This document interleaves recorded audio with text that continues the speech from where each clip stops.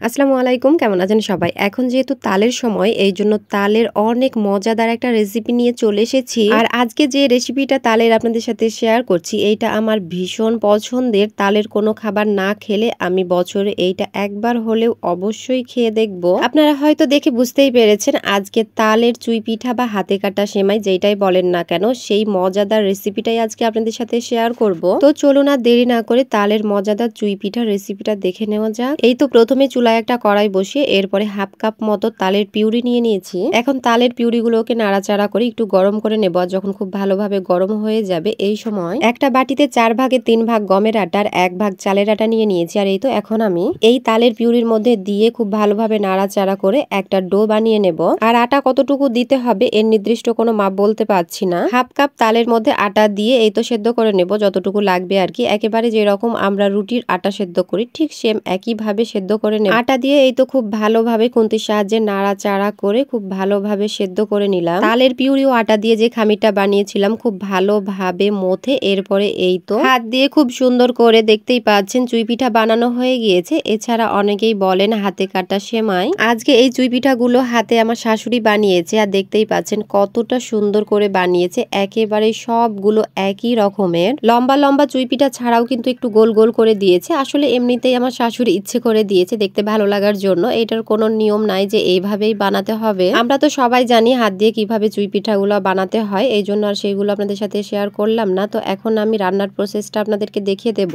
আমরা অনেকেই চুই পিঠা রান্না করতে পারলেও পারফেক্ট ভাবে রান্না করতে পারি না। তো আজকে আপনাদেরকে একেবারেই পারফেক্ট ভাবে দুধ ও চিনির পরিমাপ সহ সবকিছু টিপস দিয়ে আজকে রান্নাটা আপনাদেরকে দেখাবো চুই পিঠার। এই তো একটা কড়াইয়ে 1 লিটার দুধ বসিয়ে দিয়েছি। আর দুধের মধ্যে একটা তেজপাতাকে 4 ভাগ করে এরপরে কয়েক টুকরা গরম মশলা দিয়ে খুব ভালোভাবে নাড়াচাড়া করে দিচ্ছি। আর চুলাটি কিন্তু আমি অন করে দিয়েছি। তো দুধগুলোকে আমি কিছুক্ষণের জন্য জাল করে নেব। আর এই তো দেখতেই পাচ্ছেন খুব ভালোভাবে বলক চলে এসেছে। তো বলক আসার কিছুক্ষণ পরেও কিন্তু আমি জাল করে নিলাম। এরপরে এই তো পরিমাণ মতো এখন চিনি দিয়ে দেব।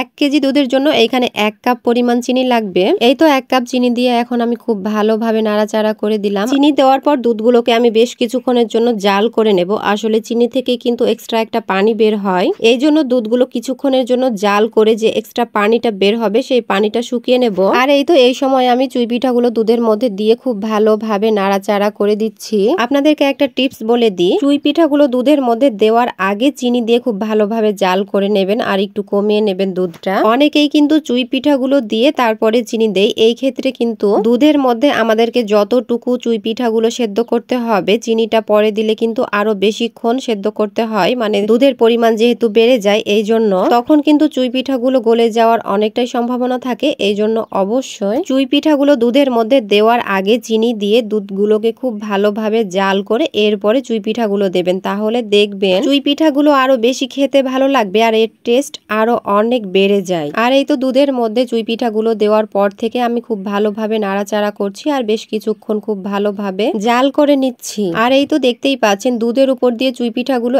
একেবারেই ভেসে গিয়েছে। আর এই সময় কিন্তু আমি চুলাটি বন্ধ করে দেব। দেখে মনে হচ্ছে অনেকটাই লিকুইড হয়ে আছে, কিন্তু যখন ঠান্ডা হবে একেবারে আমি যে রকমটা চাইছি ঠিক ঘনত্বটা ওই রকম হয়ে যাবে। এই জন্য এমন লিকুইড থাকতেই কিন্তু চুলাটি বন্ধ করে দিতে হবে। আর এই সময় আমি চুলাটি বন্ধ করে দিয়েছি। আর এই তো চুই পিঠাগুলো যখন ঠান্ডা হয়েছে ওই সময় আপনাদেরকে দেখাচ্ছি ঘনত্বটা কেমন হয়েছে।